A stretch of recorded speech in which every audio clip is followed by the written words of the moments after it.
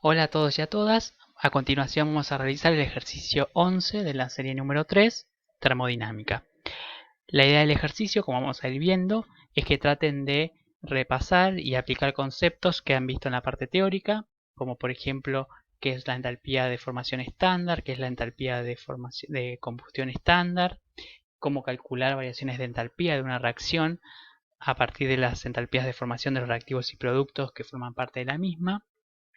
Y vamos a introducir al final un concepto que es el poder calorífico de un combustible que nos va a permitir diferenciar entre dos sustancias cuál se comporta más fuertemente como tal en base a la cantidad de energía que es capaz de liberar en su combustión por unidad de masa. El enunciado del ejercicio es el que se figura a continuación. La entalpía de combustión del propano es de menos 526,3 kilocalorías, sabiendo que las entalpías de formación estándar del dióxido de carbono y del agua son respectivamente de menos 94,03 kilocalorías por mol y menos 68,30 kilocalorías por mol. Calcular A, la entalpía de formación del propano, y B, los kilogramos de carbón que serán necesarios quemar, siendo rendimiento del 80%, para producir la misma cantidad de energía que la obtenía en la combustión de un kilogramo de propano. Como dato adicional, mencionan la entalpía de combustión del carbón, que es de menos 5 kilocalorías por gramo. A continuación, vamos a introducir los primeros conceptos teóricos que les mencioné al principio. Por ejemplo, la entalpía estándar de formación, que la vamos a simbolizar de esta forma, ¿sí? Y es la energía necesaria para formar un mol de una sustancia a partir de sus elementos simples en sus estados más estables a las condiciones estándares de una atmósfera y 25 grados. ¿Sí? Lo importante de acá, rescaten que las condiciones estándares de presión y temperatura serán estas. Por ejemplo, tenemos la formación del dióxido de carbono. Fíjense que la molécula está formada por carbono y oxígeno, son sus elementos simples, y los estados más estables, en el caso del carbono está como grafito, ¿sí? A estas condiciones, y para el caso del oxígeno todos saben que a estas condiciones está como un gas diatómico. Y acompañado de la ecuación química, su correspondiente entalpía de formación estándar, que es de menos 94,03 kilocalorías por mol. Acá es por mol del dióxido de carbono porque es la sustancia que se está generando. Análogamente podemos hacer lo mismo para la formación del agua líquida. ¿Sí? Los elementos simples son hidrógeno y oxígeno y ambos en las condiciones estándares son gases diatómicos, con lo cual esta sería la ecuación química y su entalpía de formación estándar de menos 68,30 kilocalorías por mol. En este caso va a ser por mol de agua líquida porque es lo que se está formando. En base a esto, uno les podría preguntar si ustedes tuviesen estas reacciones, si realmente corresponden a entalpías de formación. Automáticamente, y viendo lo que vimos anteriormente, deberían decir que no. ¿Por qué? Porque en el caso de la primera reacción, nosotros tenemos al carbono, si bien es el elemento simple que constituye a la molécula de dióxido de carbono, el carbono está en su forma de diamante, que no es la forma estable a 25 grados. Entonces no se habla de entalpía de formación del dióxido de carbono. De manera análoga, el hidrógeno y el oxígeno son elementos simples, pero a las condiciones estándares nunca se encuentran como monoatómicos, sino que son gases diatómicos, como mencionamos acá arriba. Entonces tampoco se habla de entalpías de formación estándar del agua líquida. En ambos casos se podrá decir una variación de entalpía, pero de una reacción química, ¿sí? Pero no se habla de formación estándar. Por otro lado, los conceptos, la entalpía estándar de combustión, que lo vamos a simbolizar de esta forma, ¿sí? Y es la energía necesaria o involucrada, mejor dicho, cuando un mol de una sustancia combustible reacciona con oxígeno, que se denomina el comburente, generando dióxido de carbono. Es decir, hay una combustión completa y nuevamente en las condiciones estándares de presión y temperatura.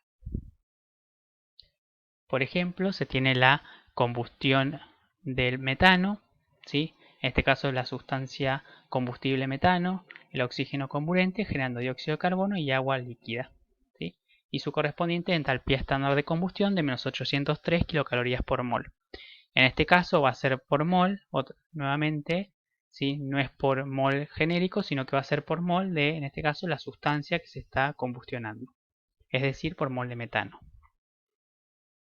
Otro ejemplo, la combustión del propano, ¿sí?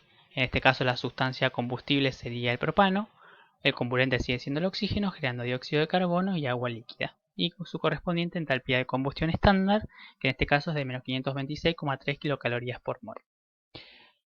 Y este era un dato que nos estaban dando. Observaciones a tener en cuenta acá. Primero, cada vez que tengan una reacción química, siempre balanceenla. En este caso está balanceada, pero como consejo siempre observen y analicen eso. En segundo lugar, lo que les quería comentar es que este valor numérico está dado por kilocalorías solamente. ¿Por qué yo lo puedo referir a mol de propano? Porque cuando yo balanceo, acá a propósito o adrede, dejo un 1, o que me quede un coeficiente 1, para que el valor directamente esté por mol de propano. Si yo lo balancease de otra forma, tengan cuidado porque si acá pongo un 2, un 3, un 4 o un número X que sea distinto de 1, al valor que me dieron en el enunciado lo debería afectar, ¿sí? Dividiéndolo por ese número. Pero bueno, en este caso yo lo hice para que me quede por mol. Otra observación, fíjense que las entalpías de combustión son negativas, con lo cual siempre las combustiones van a ser reacciones exotérmicas, ¿sí? Siempre se va a combustionar el combustible y va a liberar energía. Un último concepto teórico es cómo calcular variaciones de entalpía a partir de las entalpías de formación estándares de reactivos y productos, que lo vamos a hacer en base a esta expresión. La variación de entalpía de una reacción química va a estar dada por la sumatoria de las entalpías de formación de los productos multiplicado por su respectivo coeficiente estequiométrico menos la sumatoria del coeficiente estequiométrico multiplicado por la entalpía de formación del reactivo, ¿sí? De todos los productos de todos los reactivos. Volviendo al enunciado, ¿sí? Es exactamente el mismo que al inicio, lo que pasa es que lo vuelvo a escribir para empezar a extraer los datos y empezar con el problema. Por lo primero que observamos es que nos dan como dato la entalpía de combustión del propano y por otro lado nos están dando las entalpías de formación del dióxido de carbono y del agua líquida. Y nos piden en el inciso A que calculemos la entalpía de formación pero del propano. ¿Qué es lo que vamos a hacer? Primero tenemos el dato de la entalpía de combustión del propano, con lo cual planteamos la ecuación química balanceada y con el respectivo valor de entalpía de combustión estándar que nos estaba dando el enunciado. En segundo lugar, ¿sí? Considerando la expresión que nos permite determinar la entalpía de una reacción química a partir de las entalpías de formación de reactivos y productos, ¿sí? Teniendo en cuenta eso y considerando que en este caso nuestra reacción en estudio es la combustión del propano, podemos considerar esa igualdad, ¿sí? ¿Por qué? Porque de nuevo la reacción química es la combustión del propano. Si acá tuviese otra reacción química, esta igualdad deja de ser válida, ¿sí? Entonces, con estas tres consideraciones, ahora básicamente vamos a la expresión y donde decía entalpía variación de entalpía de reacción química, ponemos la entalpía estándar de combustión y eso va a ser igual a 4 por la entalpía de formación del agua líquida más 3 por la entalpía de formación del dióxido de carbono. Este sería el término de los productos menos, y entre paréntesis está todo lo que corresponde a reactivos. 5 por la entalpía de formación estándar del oxígeno, más 1, si quieren lo pueden poner, si no, no, por la entalpía de formación del propano. Si alguno no sabe o se perdió con los números, sí sepan que, acuérdense, son los coeficientes estequiométricos. Por eso es muy importante que la reacción esté balanceada y esté balanceada correctamente. Otra cosa a tener en cuenta es que sepan que las entalpías de formación estándares de sustancias simples es igual a 0, con lo cual el término del oxígeno, ¿sí? Corresponde al reactivo oxígeno, desaparece, porque la entalpía de formación estándar es 0.